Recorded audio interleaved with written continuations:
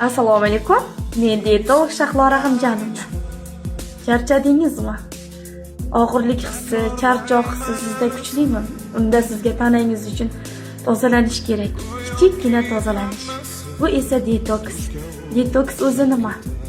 Detoks nima uchun ishlatiladi?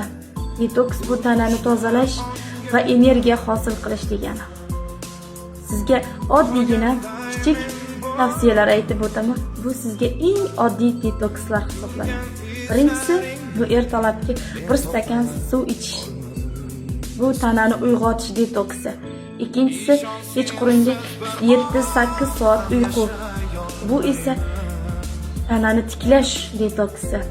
Uchinchisi, organizmni tiklash va tozalash detoksi. Bu uchinchi detoks. Bu esa shirinliklar va gazli ichimliklar miqdorini kamaytirish yoki butunlay xalos bo'lish. Bu esa jigar va buyraklarni tozalanishi. Bu uchinchi detoks.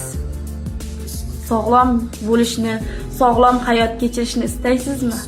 Siz albatta uchalasiga amal qilishingiz lozim. Qolgan detokslar bu vaqtinchalik detokslar hisoblanadi.